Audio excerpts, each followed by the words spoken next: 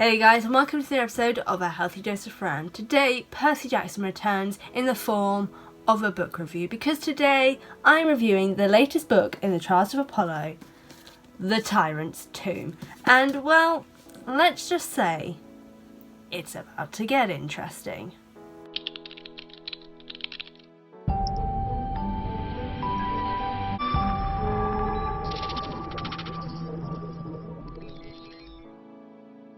Now before I start today's video, I would like to say that this will be a non-spoiler review. So if you're worried about getting any spoilers for the book, don't worry, there will be none of that in this review. But if you would like a spoiler review on my Patreon, you will be able to access, and just for patrons, a spoiler review of The Tyrant's Tomb. So go to patreon.com/ahealthydoseoffran to be able to access that for as little as $2 a month. Now, with that out of the way, let's begin the review of The Tyrant's Tomb. So The Tyrant's Tomb starts off pretty much straight off the bat of the ending of the Burning Maze, with Apollo and Meg taking Jason and his body back to Camp Jupiter so he can receive his final rites as a Roman. And I really like that is dealt with, and that we actually get an exploration of the historical side of Roman history and how Romans were buried and how they dealt with funeral rites and funeral processions. I definitely cried. I feel I need to point this out because it was an actually really heart-wrenching moment, and it really bonded Camp Jupiter together. And also from the Burning Maze, we learned that there was an attack on Camp Jupiter, as Leo said, and we learned the devastating effect of that battle that Leo was involved with.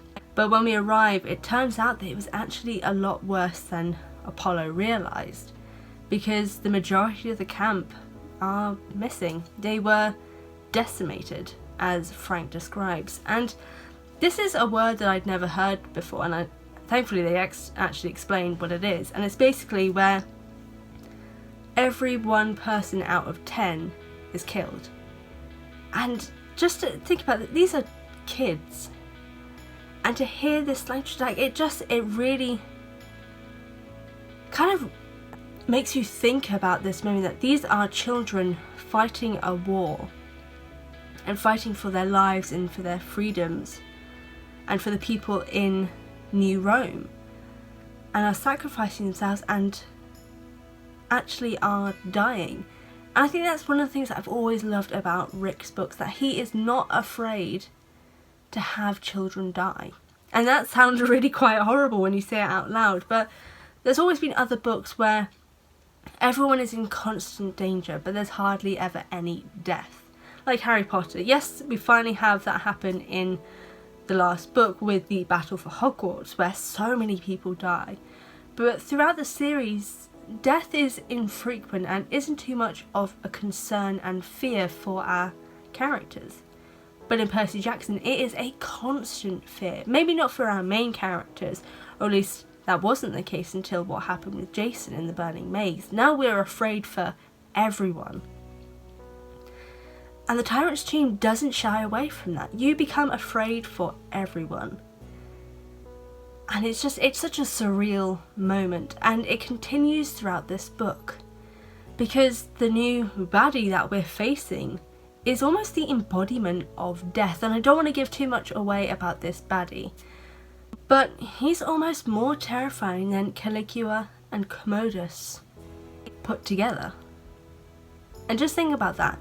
Commodus is a killing machine who kills for sport. Caligula was the person who killed Jason and feels no remorse whatsoever. And this guy is more terrifying than the two of them. And that's all I'm going to say on that. But in general, with the characters in this book, we are introduced to two amazing new characters. One we've met before, which is Don the Fawn, who I think may be one of my most favourite characters, because he is he's me. I'm basically Don the Fawn, and I love it so much. He's kind of like the fawn version of Apollo, I think is how I would describe him. He's a bit reckless. He doesn't want to get involved. He doesn't like the hard work. He wants other people to do it for him. He wants to escape from situations. But at the end of the day, he still kind of gets involved. He may not necessarily want to all the time, but sometimes he just does it because he wants to. And I love it. I love that we've got an introduction of a new faun. Because considering in Heroes of Olympus, fauns were basically looked down on and treated quite badly. We've now got Don, who is changing this stereotype of fauns that we had from Heroes of Olympus. And I really, really like that. And then we've got, who I think is actually maybe my favourite demigod, other than Raina. Raina is still my number one, but Lavinia,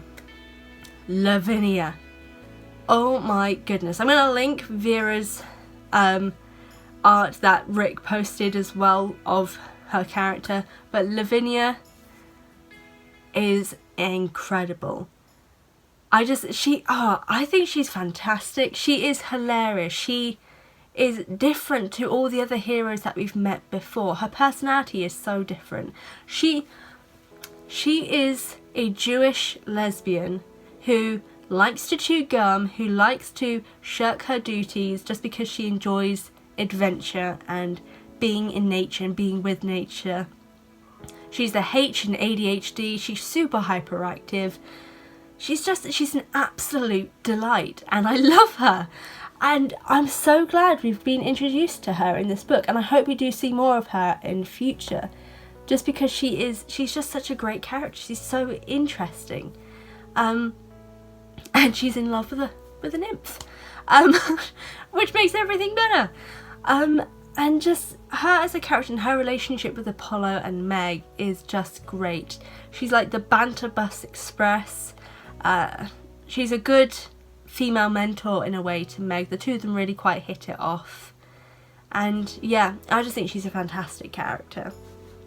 Meg, we get a bit more development from Meg and her relationship with Apollo, and just her and Apollo's relationship has really changed over the series. They're really bantery with each other. They're basically kind of like best friends now and really care about each other's safety.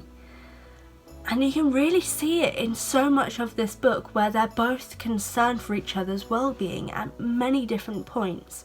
Now this one isn't a spoiler, but it is a scene that happens where basically Meg, as we know, she likes to cartwheel, she likes to mess about, and she's cartwheeling on a roof. And all we hear is Apollo just constantly being like, Meg, can you stop? Meg, you're gonna fall. Meg, please, no, can you? And it's just like, you just hear like the mother hen in his voice. And I love their relationship, and I love how it's grown over the series. Yes, at the start she was like that annoying little kid who was bossing Apollo about, making him do things just because she thought it was funny. But now there is actual concern for each other's safety. There's actual love for each other. They are a brother and sister in a way, and I think it's the sweetest thing. And also they're both children from, well, obviously Apollo's not a child, he's however hundreds of millions of years old, but they are from abusive households and they help support each other. There is a scene where they've both had nightmares and they help support each other after having nightmares. Apollo, it wasn't relating to his abusive past, and with Meg it was, but it's just moments like that that I really like, and I enjoy seeing their relationship continue to grow and them continue to bond. And I can't wait to see where their relationship continues to in the next book. And then let's get on to Raina, because obviously Raina is a big part, like she's on the cover, for goodness sake. Of course she was going to be a big part of this series. And I love the portrayal of Raina in this book. She's so different to what we saw of her in Heroes of Olympus, and I think that's a good thing, because everything that we know has happened to her, even just from the side bits that we heard in Heroes of Olympus in like the House of Hades, and then everything else that happened in Blood of Olympus. So many traumatic things have happened. And she's the leader. She has to keep up this brave face. She has to continue to be strong for everyone. but everyone has a breaking point. And we can see Raina struggle in this book. We can see her being weighed down by this responsibility, both her and Frank. And thankfully she does have Frank to help support her, because Frank Zhang as Praetor is amazing. And their bond and their friendship in their leadership is fantastic. But I like that we're seeing this different side to Raina. She's more relaxed, but she's still quite guarded. And I don't want to give too much away, because there are some big points that happen with Raina. And multiple hilarious points. I've never laughed so much with a book before. Laughing, cried, like this book has messed me up so much. Oh my goodness. It's just, there is so much compacted into one story. Like, how many pages does this have? Yeah, it's like 400 pages. And there's so much story. There's so much with the characters. There's just so much. And it's amazing. And then we've got Frank and Hazel. Hazel, I love her even more from this book. She gets such more exploration of her character. Frank deserves so much more recognition. Don't get me started on it. I'm doing a video about it, so I'm not going to do it now. But Frank is an underrated hero. And this book proves that.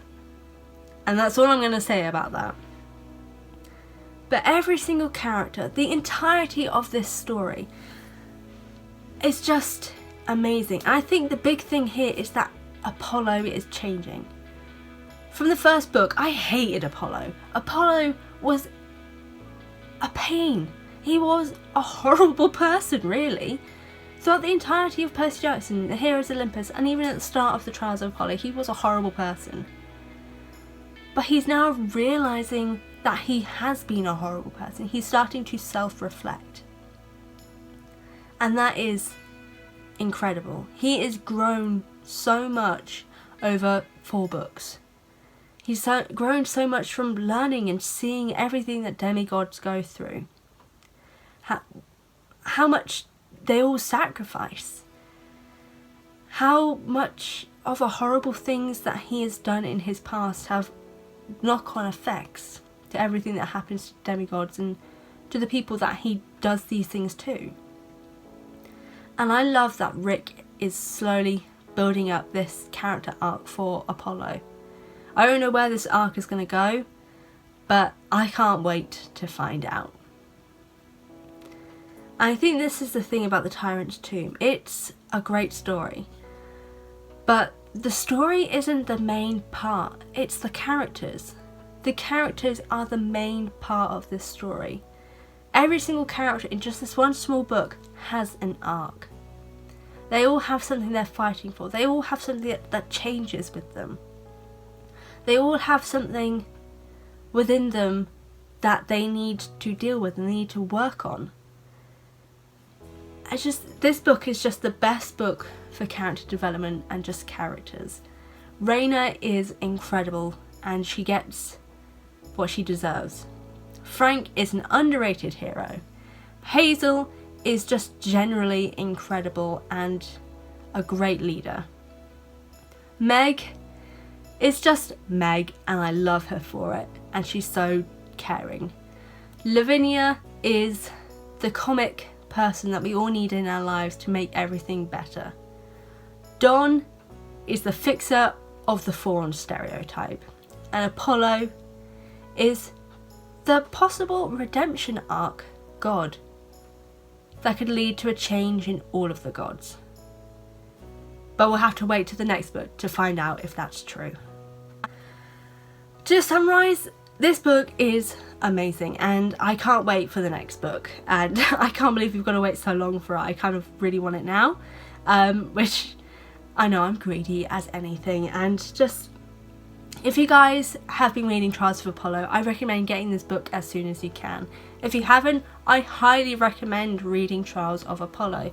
The first book or two can be difficult to get in just because Apollo's personality is a bit but as it continues to go, it definitely makes a lot of difference. I know there's a few spoilers that have already come out about this series, like with Jason, but it's definitely worth working your way through it. We get more exploration of Greek mythology, we get more exploration of character, and it is a great series. And this book is receiving from me an 8 out of 10. So guys, go get it. I'll link where you can go find this book in the description box down below. It is totally worth it. In general though, I want to thank you guys so much for watching this video. I really do appreciate it. In the description box you can find the link to go and buy the book, as well as the links to all of my social media and my merchandise store where you can get Percy Jackson merchandise there now. There is also the link to my Patreon, where on Patreon there are now 5 tiers of access available, including such things as early access, poll involvement, behind the scenes footage, and a personalised video message from yours truly. But if you can't support me on Patreon, don't worry, I can always do with another subscriber, so go to the button down below or click the one popping up here on screen. If you want to check out any of my previous Percy Jackson videos, the playlist will be popping up here, and then something else, a few beautiful demigods, will be popping up here. Again, thank you so much for watching, and I'll see you guys next time. To my patrons, Avatar Fan 98 and Sherry Ann, thank you so much for your continued support. I truly appreciate it.